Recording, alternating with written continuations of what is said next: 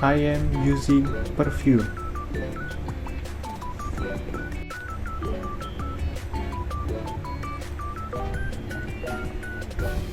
I am drinking water.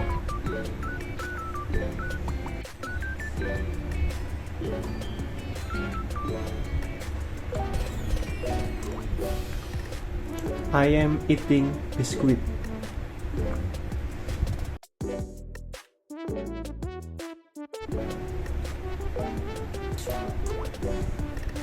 I have used perfume.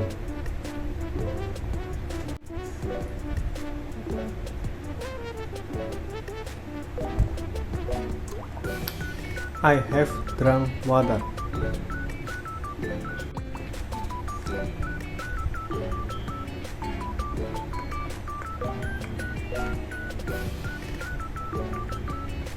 I have eaten biscuit.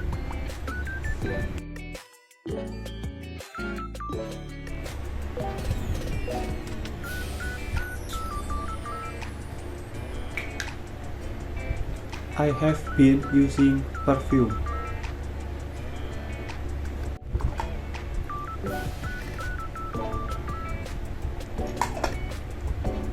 I have been drinking water.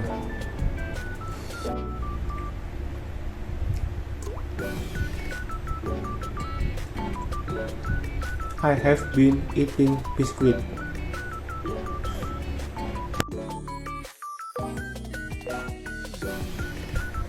How many bottles of perfume do you have?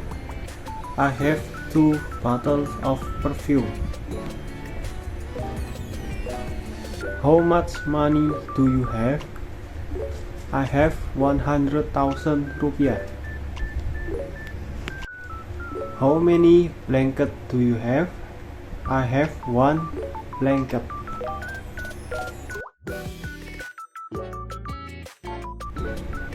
Comparative. Sulastri is younger than Amina. Superlative. Sulastri is the youngest of the 3.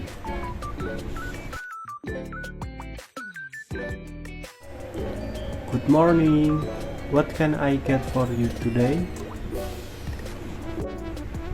Good morning. How much is a kilogram of sugar? It is 15,000 rupiah per kilogram. That is a bit expensive. Can I get it for 12,000 rupiah? How about 13,000 rupiah?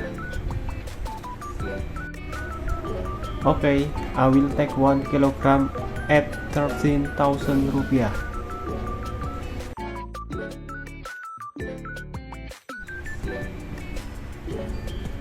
Good morning everyone.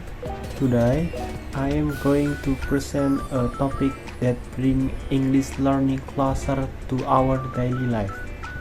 We talk about how to express action we are doing now, action we've complete, how to ask about quantity using how much and how many, how to make comparison, and finally we go to a useful dialogue at a traditional market.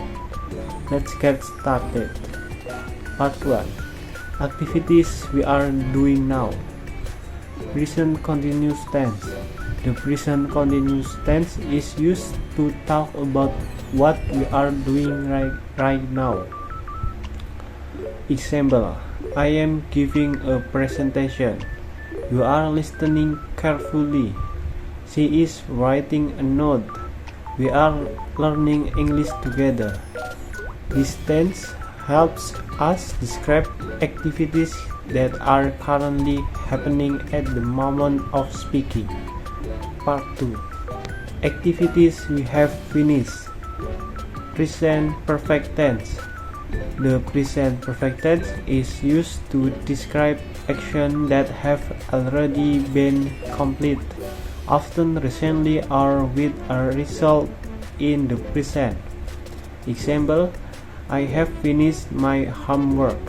She has eaten her breakfast. We have studied for the test. They have watched the movie. Distance connects past experience or action with the present moment. Part 3. Comparing the two, continuous versus perfect. To summarize, present continuous shows what is happening now. Example, I am reading a book. Present perfect shows what has already happened. Example, I have read the 3 books today. Knowing the difference helps us speak more clearly and accurately in real situations. Part 4. Using how much and how many. When asking about quantity, we must dictate whether the noun is countable or uncountable. How much is used for uncountable nouns. Example, how much water do you drink? How much money do you have? How many is used for countable nouns. Example, how many apples are in the basket? How many apples are in the basket? How many pens do you need? Always remember, if you can count in one by one, use how many. If you cannot count in directly, like rice or milk, use how much. Part 5. Comparison and superlative sentences. In English, we often compare people or things. There are 2 common forms, comparative and superlative. Comparative compares 2 things, pattern subject plus verb plus adjective plus than. Example, Aminah is older than Sulastri. This book is cheaper than that one. Superlative compares more than 2 things, showing the highest or lowest. Pattern subject plus verb plus the plus adjective. Example, Dodi is the oldest among them. That is the most expensive phone in the store. These forms help us describe difference in a simple and clear way. Part 6. Traditional market dialogue. Let's take a look at simple conversation in a traditional market, where people often use English to talk about prices and quantities. Buyer and seller. Buyer, good morning sir. Seller, good morning, what would you like to buy? Buyer, I need some sugar. How much is 1 kilogram? Seller, it is 15,000 rupiah per kilo. Buyer, can I get it for 13,000? Seller, alright, I will give it to you for 13. Buyer, thank you, I also want some eggs. Seller, how many eggs do you want? Buyer, I want 10 eggs, please. Seller, here you go, anything else? Buyer, no, that's all. No, that's all, thank you. In this dialogue, we use both how much for uncountable nouns and how many for countable nouns, along with bargaining, a common practice in traditional market.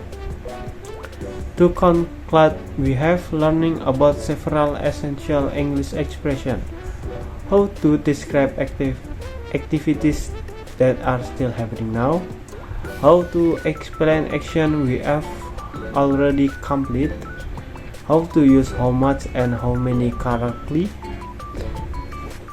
how to compare people or things using comparative and superlative forms, and how to apply this knowledge in real life situation like a conversation in a traditional market. I hope this presentation helps you feel more confident in using English for daily communication. Thank you for your attention. Now I'll be happy to answer any question you may have. Thank you.